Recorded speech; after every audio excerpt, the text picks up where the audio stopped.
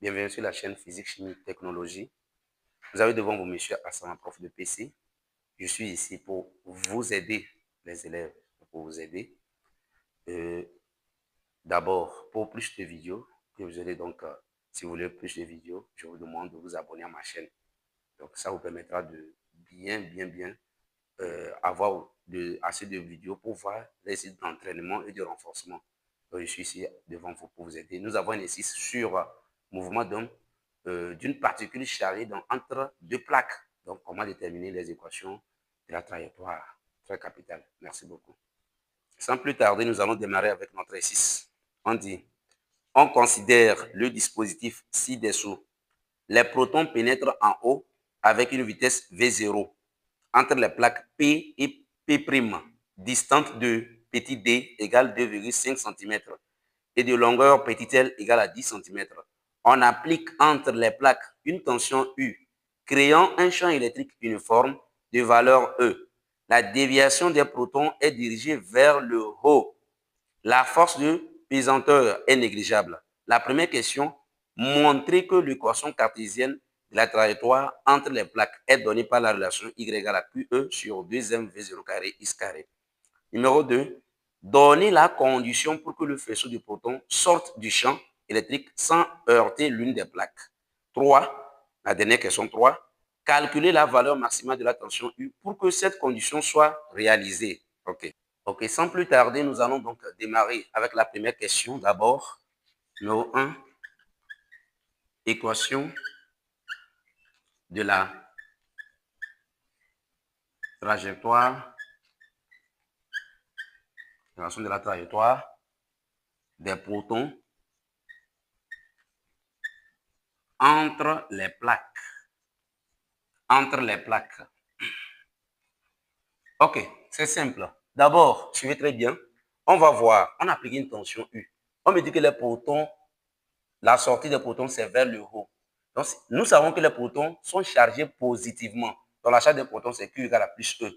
Mais la masse d'un proton aussi, on peut préciser. Donc, MP égale à 1,67, 10 exposant moins 27 kg. Bon, la vitesse initiale nous a donné, donc c'est ça. Je vais vous donner ce qu'ils ont donné. Donc, 8 fois 10 exposant 5 mètres par seconde. Voilà. Nous savons que les protons sont chargés positivement. Suivons très bien.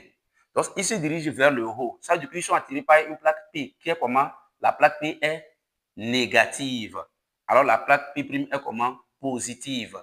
Entre les deux plaques, la seule force qui exerce sur les protons, c'est la force électrique, Fe.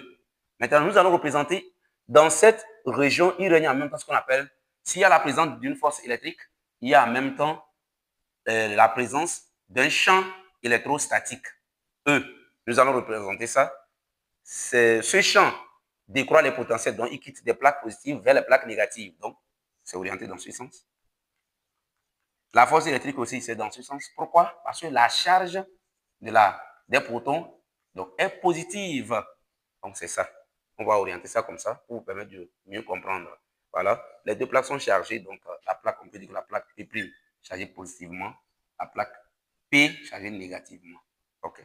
Donc, ça, c'est la première information pour vous aider. Alors, quand on demande l'équation de la trajectoire, il faut passer par l'équation, trouver d'abord les équations horaires. Après les équations horaires, nous allons donc entamer à déterminer l'équation cartésienne. C'est très simple. D'abord, on applique TCI. C'est très important. Parce qu'il faut déterminer l'accélération pour voir la nature du mouvement. Donc, TCI. On dit somme des forces extérieures égale à MA. La seule force, ici, on néglige le poids des protons devant la force électrique. Alors, FE est égal à MA. Nous savons la relation qui lie la force électrique et le champ E. Or, FE égale à QE. Alors, on revient. MA égale à QE. Ce qui implique, alors l'accélération A est égale à Q sur ME. Voilà. C'est une constante. Alors, nature du mouvement, nature de la trajectoire, donc on va dire que nature, c'est un mouvement uniformément varié. On va dire ça varié. Bon, si on veut dire accéléré, parce que Q étant supérieur à 0, donc ça veut dire que c'est uniformément accéléré. Donc on va dire mouvement uniformément varié. Alors, nous allons déterminer les coordonnées de A. les coordonnées de l'accélération A. Nous avons AX, AY. Nous savons que les coordonnées de A sont liées aux coordonnées de E. Regardons le champ E. Champ E est dirigé suivant l'axe des ordonnées. Et dans la partie positive, alors, il n'est pas donc déjà perpendiculaire à l'axe des X. Ça veut dire que EX n'existe pas. Donc, AX égale à Q sur M EX. EX égale à 0, finalement, AX égale à 0. Y maintenant, nous avons AY doit être égal à quoi? Q sur M EY. Voilà, Q sur M EY. Or, EY, c'est suivant dans la partie positive. Donc, ça fait E. Donc, ça fait quoi? Q sur M E. Maintenant, les coordonnées de V0. Donc, les coordonnées de V0, nous avons V0X, V0Y, V0X égale V0, V0. Pourquoi V0X égale à V0? C'est sur l'axe des X en même temps. Il n'y a pas l'ordonnée. Alors, OM0, OM0, ça dit les coordonnées à l'origine. X0, 0, Y0, 0. Comme c'est un mouvement uniformément varié, nous savons que les équations restent sous la forme OM égale à quoi? Demi de AT carré plus V0T plus OM 0. Voilà. Nous allons donc trouver les coordonnées de OM. Les coordonnées de OM. X égale, si vous prenez l'abscisse de OM, on doit avoir AX ici, V0X, X0. Donc AX égale à 0, ça s'annule. V0X, ça existe, oui, c'est V0, donc V0T. Plus X0, 0, donc c'est fini. Deuxième étape maintenant, Y. Quand vous prenez demi de A, vous devez avoir AY. AY, c'est ça. On remplace ça. Ça fait Q sur 2M E T carré. Maintenant, V0Y, mais c'est 0, ça s'annule. Y0, 0. Donc c'est ça l'équation horaire, c'est tout. Maintenant, l'équation cartésienne qu'on nous demande de déterminer. Alors, pour trouver l'équation cartésienne, nous devons éliminer le paramètre T. Donc, tirer T en fonction de X et remplacer dans l'autre équation horaire. Alors, vous avez X égale à V0T, implique T égale à X sur V0. Donc, nous allons donc montrer cette relation qu'ils nous ont demandé de faire. Nous remplaçons le paramètre que nous avons tiré dans Y. Alors, Y égale à quoi? QE sur 2M facteur de quoi? X sur V0. Le tout au carré, d'où la réversion donc est vérifiée. Donc, Y égale QE sur 2M V0 carré XO carré. Voilà, regardez la relation. Nous allons donc entamer la question numéro 2. La question numéro 2. OK, nous sommes à la question numéro 2. On dit, la question numéro 2, donner la condition pour que le faisceau de protons sorte du champ sans heurter les plaques. Voilà, question numéro 2, donc condition.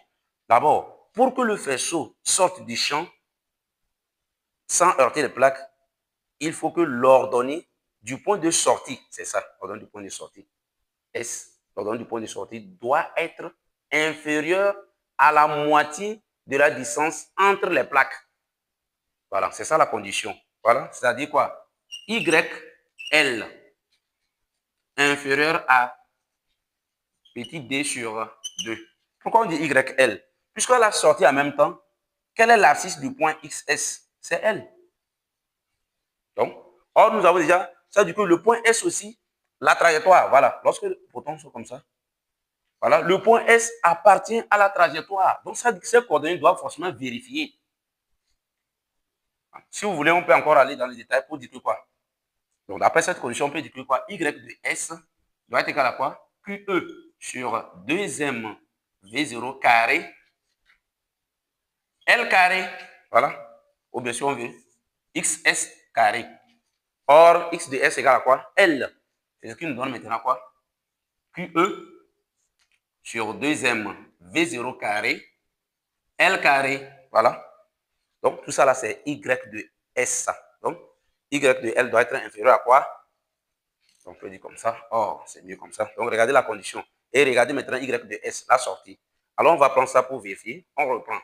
Donc, nous avons QE sur 2M V0 carré L carré inférieur à D sur 2. Voilà, regardez la condition. Donc, c'est la condition qu'il faut donc vérifier. Ou soit on peut aller encore plus dans les détails. On va dire quoi? QE, L carré inférieur à quoi? Donc, le numérateur doit être égal à quoi? Tout ça fois ça. Donc, les deux la simplifient. Inférieur à M V0 carré D. Voilà, c'est ça la condition. Donc, nous allons entamer ça, c'est la condition ça. Maintenant, la dernière question, numéro 3. Ok, dans la dernière question numéro 3, valeur de la tension. Donc, valeur maximale de la tension. Valeur maximale de la tension. Voilà. Donc, on va reprendre de l'inégalité précédente. On en déduit. Regardez, l'inégalité précédente, on avait dit QE, L carré sur 2M V0 carré inférieur à D sur 2. Donc, de l'inégalité précédente, on va tirer ceci. Donc, QE, L carré inférieur à M V0 carré D. Voilà, donc ça simplifie. On fait fois ceci. Alors, on va tirer E. E inférieur à quoi? Donc, on va diviser. Ça fait M V0 carré D sur QL carré. Or, Q égale à E, plus E, parce que c'est pour les protons. Maintenant, de cette inégalité que vous avez, si on multiplie par petit d à chaque membre, on multiplie ici par petit d, ici aussi par petit d, on obtient quoi? On a 1 fois d inférieur à mv0 carré d carré sur EL carré.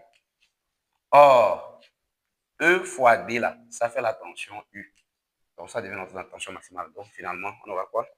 Donc, on aura U inférieur à mv0 carré D carré sur EL carré, ce qui implique quoi? La tension maximale demandée, de chercher, ça fait quoi finalement? mv0 carré D carré divisé par EL carré. Et vous encadrez. Et non, nous passons donc à l'application numérique. U max est égal à quoi? La masse des protons, 1,67, 10 exposant moins 27, fois la vitesse 8, 10 exposant 5, le tout au carré, fois petit d, 2,5, 10 exposant moins 2 au carré, divisé par quoi? E, ça fait 1,6, 10 exposant moins 19 coulombs, fois L, nous avons donc L, c'est combien? Ça fait 0,1. Il faut mettre tout en mètres au carré.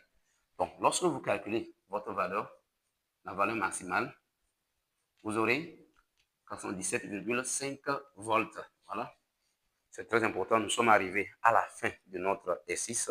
C'est l'exercice que vous devez donc reprendre. Et je vous demande de m'écrire en commentaire si vous avez des questions à me poser, donc je vais laisser mon contact. Merci beaucoup et abonnez-vous à ma chaîne. À la prochaine.